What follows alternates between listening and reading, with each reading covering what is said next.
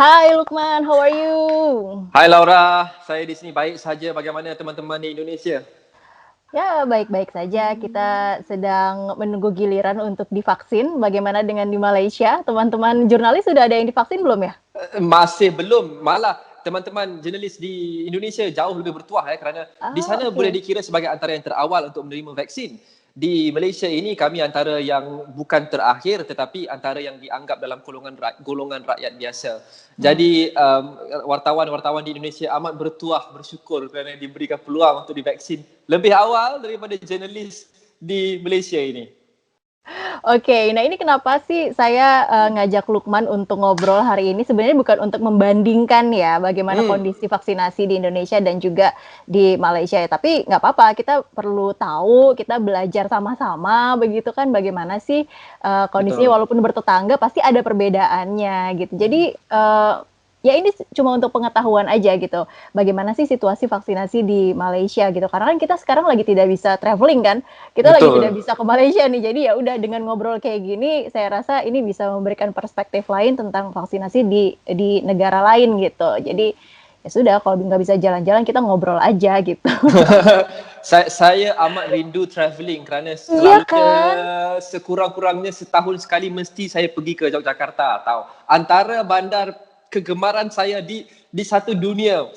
Saya pergi berbulan madu pun di Yogyakarta, Eh, okey. Tapi iya itu tak gitu. apa, itu cerita lain pada hari yang lain. Betul apa yang Laura cakap kerana tak guna untuk kita bandingkan kerana Betul setiap betul. negara tu walaupun negara kita dekat kan, tapi Mm-mm. keadaannya begitu berbeza. Mhm. Bilangan penduduknya berbeza, muka buminya berbeza, keadaan sosialnya berbeza, logistik pun berbeza dan sebagainya. Malah varian-varian pun kadang-kadang begitu berbeza antara negara dengan negara ataupun Benar. benua kan. Tapi di Iya. Malaysia ini okey, alhamdulillah setakat ini kita sudah dapat dua jenis vaksin. Pertama sekali vaksin Pfizer BioNTech yang tiba pada 21 Februari lalu. Kemudian vaksin Sinovac, saya faham di Indonesia juga menggunakan vaksin Sinovac, vaksin CoronaVac keluaran syarikat China Sinovac. Jadi Pfizer pada 21 Februari yang lepas kami menerima kira-kira 313,000 dos. Sinovac kami menerima lebih kurang 300,000 dos. Jadi di Malaysia pemberian vaksin dibahagikan kepada tiga fasa. Fasa pertama adalah frontliners. Kami di sini panggil petugas barisan hadapan. Tak pasti di Indonesia panggil apa. Tapi Ya. sudah tentu ini adalah jururawat, doktor, kaki tangan di hospital yang berada di barisan hadapan perjuangan sejak hari pertama lagi. Kemudian juga anggota-anggota beruniform seperti Ya. polis, seperti bomber dan sebagainya yang masih lagi perlu turun padang. Di sini ada banyak lagi sekatan jalan raya, roadblocks. Jadi mereka setiap hari berada di jalan raya. Jadi golongan ini adalah golongan priority. Um, uh, Satu lagi golongan yang berada dalam fasa satu selain daripada frontliners adalah di sini adalah wakil rakyat. Maksudnya ahli-ahli parlimen dan juga Hmm. ahli-ahli Dewan Undangan Negeri. Pada Hmm. mulanya mereka tidak dimasukkan, hanya frontliners sahaja. Tetapi kemudian kerajaan memberikan justifikasi bahawa wakil-wakil rakyat masih perlu turun ke kawasan masing-masing di serata negara untuk menjalankan tugas mereka, untuk berjumpa dengan rakyat, untuk menyantuni penduduk di kawasan mereka, untuk menghulurkan bantuan dan sebagainya. Jadi exposure mereka amat tinggi. Jadi golongan petugas barisan hadapan dan juga wakil Hmm. rakyat. Jadi selepas saya rasa kira-kira 3 hari selepas ketibaan vaksin pertama Pfizer, dua individu pertama yang menerima vaksin adalah sudah tentu Perdana Menteri Muhyiddin Yassin dan juga Ketua Pengarah Kesihatan kami Dr. Nur Hisham Abdullah. Dua individu yang amat sangat ke depan dalam memerangi COVID-19. Khasnya Dr. Hisham. Dr. Hisham adalah wajah Hmm. perjuangan menentang COVID-19 di Malaysia sejak lebih setahun lepas. Kemudian dua orang itu sudah pun divaksinasi dan sejak beberapa hari lepas beberapa menteri juga sudah divaksinasi. Kemudian vaksin sudah mula diedarkan ke seluruh Malaysia dan mula diberikan kepada anggota polis di beberapa negeri, bomber dan sebagainya. Menteri-menteri besar setiap negeri juga sudah hampir setiap negeri juga sudah menerima. Jadi ini golongan pertama. Kemudian fasa kedua, fasa pertama ini adalah dari Februari hingga April. Fasa Hmm. kedua adalah dari April hingga Ogos tahun ini. Ini adalah golongan berisiko tinggi. Mereka yang berumur 65 tahun dan ke atas dan juga mereka yang mempunyai penyakit seperti darah Hmm. tinggi, diabetes, penyakit jantung dan sebagainya. Ini adalah golongan-golongan yang sensitif ya, yang kalau dijangkiti Betul. mereka berkemungkinan tinggi akan menjadi agak parah mungkin meninggal dunia. Jadi fasa kedua ini melibatkan kira-kira 9.5 juta orang. Selesai fasa kedua pada Ogos dianggarkan, kemudian fasa ketiga dan terakhir adalah selebihnya rakyat biasa seperti saya, termasuk jurnalis, kerana jurnalis di sini dia tidak kira sebagai Nah, frontliners. iya, ini Ya, beda kan sama Indonesia. Kalau by the way, frontliner kita sebutnya sebagai garda terdepan. garda terdepan. Oh, cantik istilah itu. Garda terdepan. Nah, ini kalau misalnya tadi Lukman jurnalis itu di Malaysia tidak termasuk kelompok prioritas begitu ya. Kalau di Indonesia beda gitu loh. Kalau misalnya kita yang jurnalis itu mungkin sekarang masih bisa dibilang fase-fase awal ya, itu kita sudah dapat gitu loh, kita sudah bisa daftar gitu. Nah, sebenarnya pertimbangannya apa ya kalau misalnya di Malaysia itu jurnalis tidak masuk ke kelompok prioritas? Padahal kan banyak ketemu juga sama banyak orang gitu. Betul. Sejak kebelakangan ini, malah beberapa hari lepas, ada seruan kepada kerajaan untuk memasukkan beberapa golongan dalam kategori frontliners juga, termasuk jurnalis, warga media dan juga guru. Kerana kami di sini baru sahaja buka sekolah. Malah semalam kami mula buka sekolah kembali untuk kebanyakan murid di Malaysia. Jadi guru-guru dan cikgu-cikgu yang kita panggil di sini, mereka perlu, sebelum ini mereka hanya perlu mengajar online. Jadi mereka sekarang ini perlu hadir ke sekolah seperti biasa untuk mengajar murid di serata negara, melibatkan ratusan ribu orang murid. Jadi tugas mereka juga penting kerana pendidikan dan juga berisiko kerana berada di serata negara, terdedah dengan ratusan ribu orang. Jadi ada seruan untuk memasukkan golongan guru juga. Menteri Sains, Teknologi dan Inovasi dan juga Menteri Penyelaras Program Imunisasi COVID-19 Malaysia, Khairi Jamaluddin, mengatakan kerajaan sedang mempertimbangkan untuk memasukkan golongan guru. Tapi katanya semua orang faham bahawa bekalan ini amat terhad. Jikalau bekalan ini tidak terhad, siapa-siapa pun boleh pergi sekarang juga boleh pergi beratur untuk ambil vaksin. Tapi rata-ratanya faham, jurnalis kami juga pun faham, kerajaan tidak mempunyai pilihan kerana kami kita tak cukup vaksin. Yes. Jadi kita terpaksa berdiri pada frontliners kerana mereka adalah yang paling terdedah. Kemudian mungkin guru, kemudian mungkin jurnalis. Satu justifikasi mungkin wartawan ataupun jurnalis di sini tidak dianggap sebagai frontliners selain daripada bekalan tidak mencukupi adalah di Malaysia ini mungkin tak sebesar seperti Indonesia ya, jadi dia boleh terjaga sedikit. Saya sebagai wartawan pun dahulu sebelum COVID begitu banyak acara yang kita buat liputan, sidang media dan sebagainya. Tapi sekarang ini sejak COVID memang acara-acara itu memang sudah sangat berkurangan, termasuk sidang media yang dijalankan oleh kerajaan. Kebanyakan sidang media dijalankan secara online, termasuk sidang media oleh pelbagai menteri, Perdana Menteri dan sebagainya.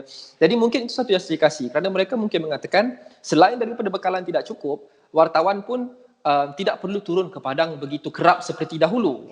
Jadi mungkin tidak perlu dianggap sebagai frontliners, tapi masih lagi dipertimbangkan untuk dimasukkan. Lihat dulu bagaimana Malaysia sudah menerima kira-kira 600,000 dos, masih lagi dalam proses untuk mengedarkannya ke serata negara. Frontliners pun tak habis lagi divaksinasi. Ini 600,000 dos daripada 33 juta orang penduduk. Jadi sementara itu kita hanya perlu menunggu giliran dan kita perlu patuh kepada semua amalan-amalan untuk menjaga kesihatan kita. Dan kalau di Indonesia karena kemarin kita dapatnya itu Sinovac, jadi tingkat efikasinya itu sekitar 65% gitu, dan itu sudah diumumkan oleh otoriti kita. Nah, kalau misalnya di Malaysia, itulah sebabnya kenapa vaksin itu lebih dulu diberikan ke orang yang sebelum 59 tahun. Jadi di atas 59 tahun itu tidak direkomendasikan awalnya, tapi sekarang Badan POM itu sudah memberikan rekomendasi untuk lansia juga bisa menggunakan vaksin Sinovac. Makanya vaksinasi untuk lansia itu di Indonesia jadi berbeda dengan negara lain, apalagi dengan Malaysia juga kan, gitu loh. Jadi kita lansia itu baru sekitar 2 minggu ini mereka mendapatkan vaksin. Nah, kalau misalnya di Malaysia lansia itu kan kelompok prioritas ya, termasuk yang pertama ya yang mendapatkan vaksin. Nah, kalau misalnya orang-orang mudanya gimana? Apakah mereka sudah bisa dapat vaksin atau gimana sekarang? Orang-orang muda adalah fasa yang ketiga dan terakhir. Kerana mereka dianggap bukan priority maksudnya bukan tidak penting sudah tentu, tapi melihat kepada bekalan yang sangat sedikit, terdapat golongan yang lebih memerlukan. Seperti yang saya kongsi tadi, fasa pertama Februari hingga April adalah frontliners. Itu tidak ada siapa boleh persoalkan kerana mereka berada di di atas, orang kata di sini, di atas padang, turun padang, ada di medan perjuangan, mendedahkan diri mereka dengan COVID setiap hari, bekerja di hospital dan di jalanan, polis dan sebagainya. Kemudian fasa kedua, April hingga Ogos, adalah golongan-golongan yang berisiko tinggi, golongan tua, 65 tahun ke atas dan juga golongan yang ada penyakit, comorbidity. Dan selebihnya bermula Mei hingga Februari tahun depan adalah golongan-golongan muda seperti saya ini yang dianggap sihat, yang paling cergas dan sebagainya. Jadi kami adalah yang terakhir. Jadi paling awal kami boleh menerima vaksin adalah bulan Mei ini, mungkin sehingga Februari 2022. Pendaftaran sudah pun dibuka semalam sebenarnya, sudah mendaftar, tak tahu bila kita akan dapat. Tapi kita tawakal sajalah. Tapi itu yang menarik di Indonesia kerana pendekatannya cukup berbeza ya, kerana mereka mengutamakan orang muda. Berbeza dengan semua negara di dunia ya. Ini pendekatannya diambil. Apa justifikasinya, Laura? Sebenarnya karena itu ya, karena memang kemarin kita dapatnya tingkat efikasinya itu 65% dan emergency use authorization-nya itu baru diberikan untuk yang sebelum 59 tahun karena memang uji klinisnya untuk yang lansia, untuk orang yang di atas 60 tahun itu belum lengkap pada saat itu, pada saat vaksin itu diterima oleh Indonesia gitu. Dipanggil lansia di sana.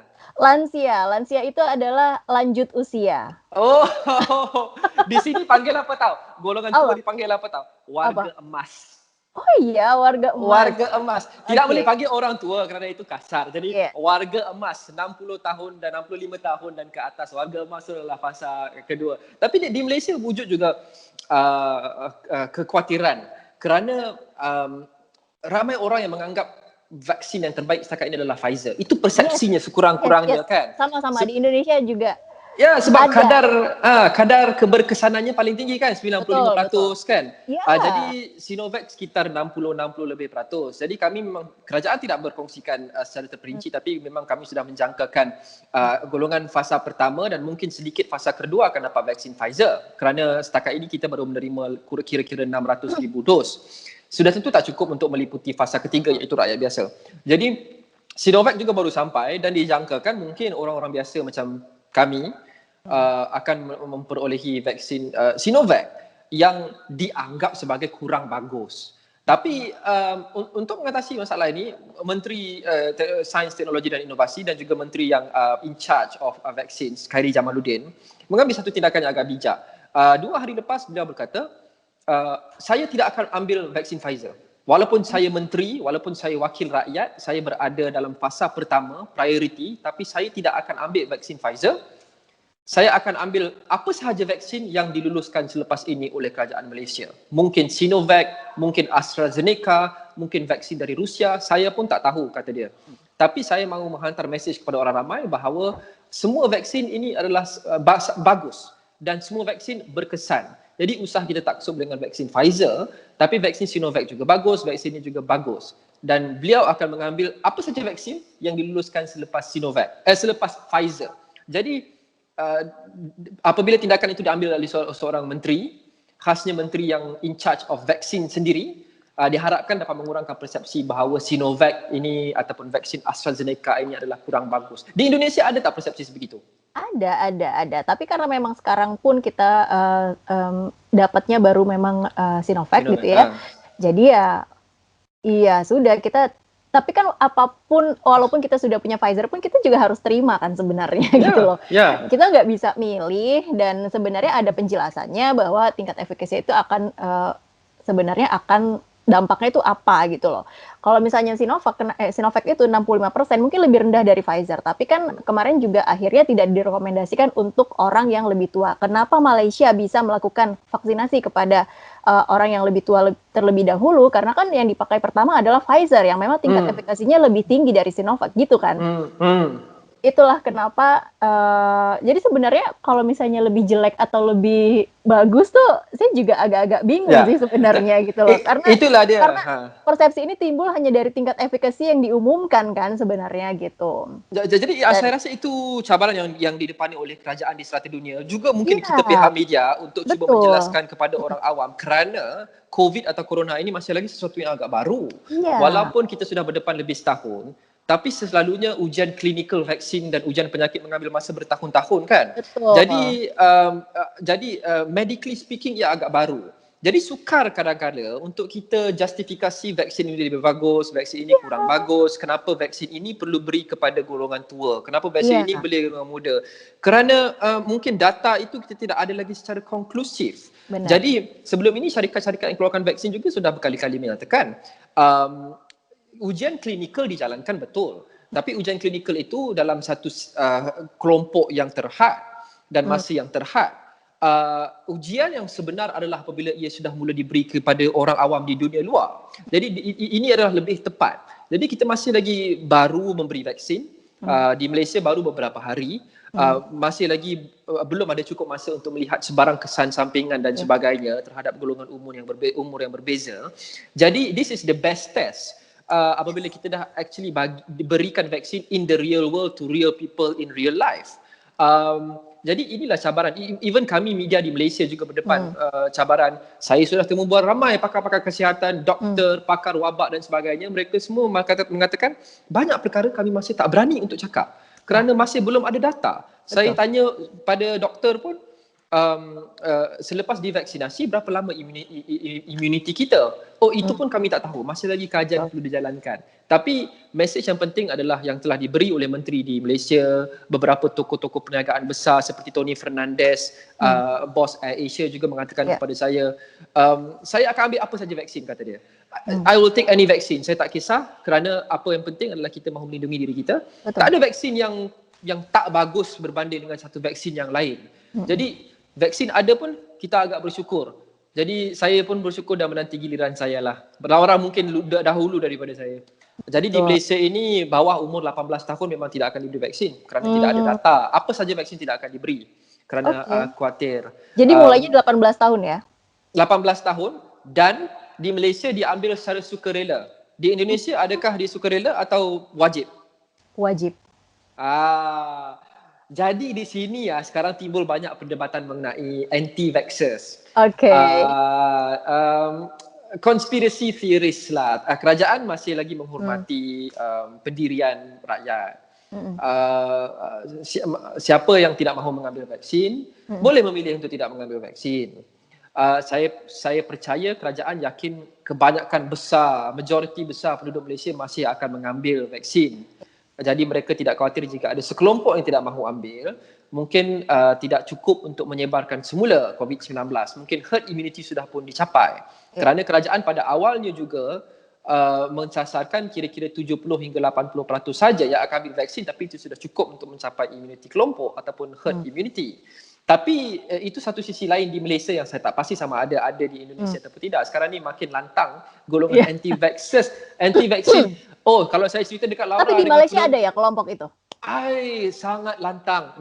Saya tak katakan mereka itu ramai, tapi mereka itu mungkin medium size, tapi suaranya bagai ramai kerana lantang. Jadi kalau saya kongsikan dengan Laura, dengan penonton-penonton Indonesia, mungkin mereka tidak percaya kerana ia seperti kisah mistik. Antara justifikasi yang diberikan mereka adalah ini adalah alat untuk mengawal minda. Ini adalah Dajjal era baru. Dajjali ya. Jadi pada ketika vaksin Pfizer tiba di Malaysia dalam pesawat Malaysia Airlines, di badan pesawat itu tertulis One World. One World itu adalah konglomerat syarikat penerbangan dan Malaysia Airlines adalah salah satu ahlinya. Jadi bila tiba ada One World tulisan besar di fuselage itu, di badan itu, orang cakap, oh betul lah ini One World itu adalah teori, adalah konspirasi oleh golongan elit dan Illuminati dan sebagainya untuk menyatukan penduduk dunia di bawah kawalan mereka. One World, New World Order. You see, sudah menjadi sebegitu karut di Malaysia. Jadi ini satu lagi cabaran yang perlu didepani. Tapi kalau misalnya isu itu Illuminati, New World Order, itu sudah kita lalui pada saat COVID ini muncul waktu itu.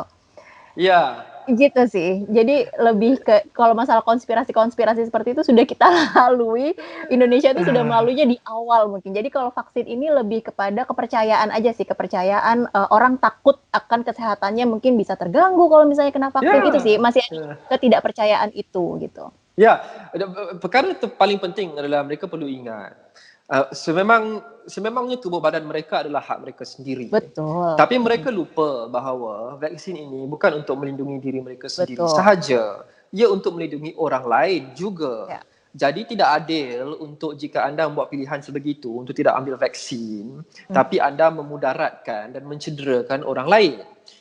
Kalau anda sahaja yang tercedera, malang sekali, kita tak mahu. Tapi kalau itu yang dimahukan, tak mengapalah, itu pilihan-pilihan orang itu. Tapi kalau dia tak mau ambil, kemudian disebarkan kepada orang-orang lain mhm, yang mahu ambil mungkin tapi belum lagi sempat mengambil vaksin dan mereka mungkin sakit ataupun meninggal dunia. Jadi itu yang mahu dia elakkan.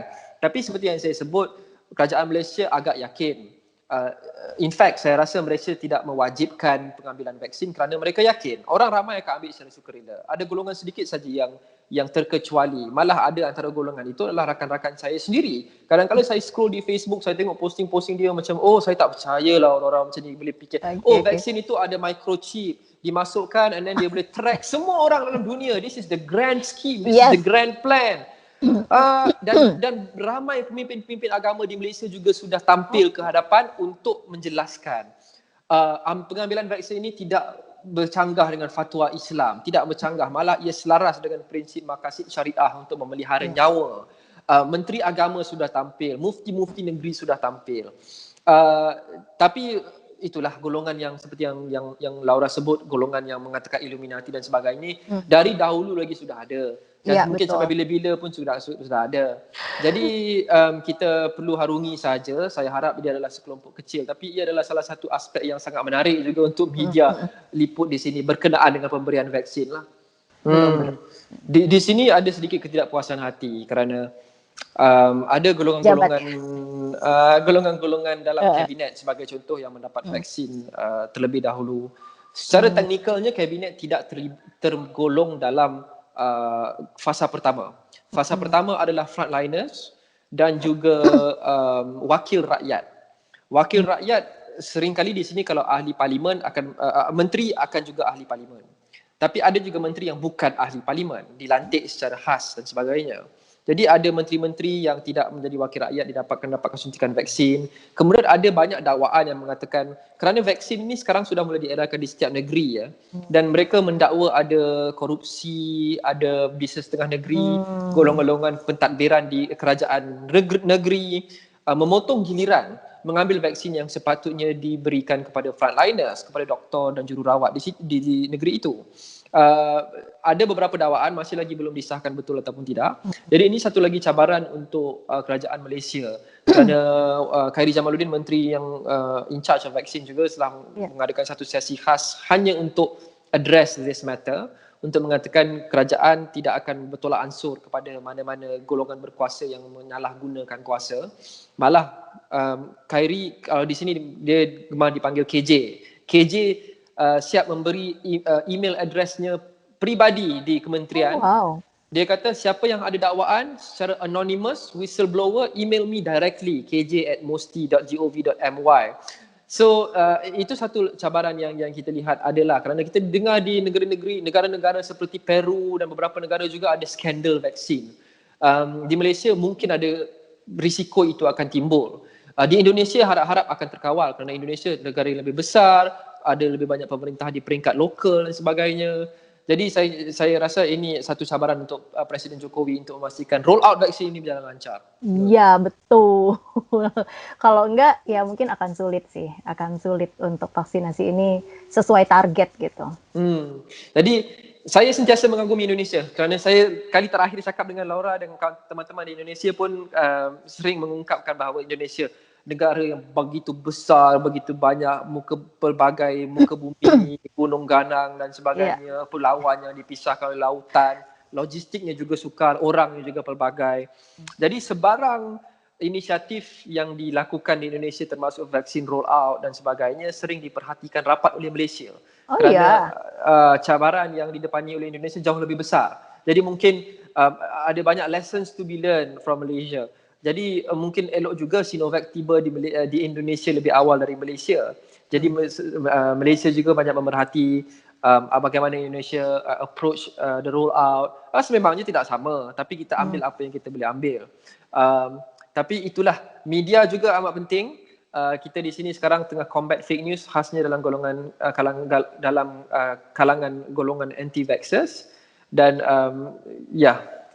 saya harap kita dapat digolongkan dalam frontliners fasa pertama. Iya, semoga ya, semoga bisa lebih cepat dapat vaksin untuk teman-teman jurnalis di sana. Dan untuk membantah kelompok-kelompok yang anti vaksin itu, sebenarnya memang caranya hanya dengan membuktikan bahwa vaksin ini aman sih. Itu udah tidak bisa kita membantah dengan kata-kata, juga sebenarnya akan sia-sia gitu. Saya pernah dengar satu pepatah dalam bahasa Inggeris dulu, dia mengatakan, for the non-believers, no explanation is enough. Yeah. For the believers, no explanation is necessary. Jadi kadang-kadang mereka ini memang sentiasa bermain dengan teori konspirasi di hadapan mereka. Kita boleh bagi seberapa banyak fakta dan data dan kajian, mereka masih lagi ingin kekal percaya satu perkara itu. Jadi betul apa yang Laura cakap. Harap-harap apabila mereka melihat real world situation, tak perlu cakap, action speak louder than words. Results speak louder than words. So harap-harap sekurang-kurangnya golongan di atas pagar di Malaysia ini akan join sekali untuk mengambil vaksin, kerana bukan untuk kebaikan mereka sahaja, kebaikan orang lain, kebaikan orang ramai, kebaikan keluarga dan kebaikan ekonomi. Kerana satu orang yang masih lagi ada virus itu mampu menjangkiti ribuan orang yang lain, kerana ada multiplier effect kan, seorang boleh menjangkiti 5 orang, 5 orang boleh menjangkiti 20 orang, and so on and so forth. Jadi kita harap okey, dan kerajaan juga tidak mewajibkan, dan kerajaan sudah melakukan yang habis baik, sudah berikan percuma, gratis dan sebagainya. Di Indonesia juga gratis. Gratis. Jadi di sini harap okey, cuma kita harapkan bekalan vaksin akan tiba tidak lama lagi selepas ini mencukupi. Kerana kita di Asia Tenggara ini negara-negara yang tidak begitu kuat pengaruhnya. Saya baca sebelum ini negara-negara di Canada, seperti Canada, US, Canada mendapat vaksin sehingga 5 kali ganda populasinya. I don't think this is fair. Betul tak? Betul. Kesatuan Eropah, European Union, juga US mungkin ada 2 ke 3 kali ganda populasinya. Mengapa mereka perlukan 5 kali ganda populasi mereka? Tak masuk akal. Pada masa yang sama, negara-negara seperti kita masih lagi menunggu bekalan.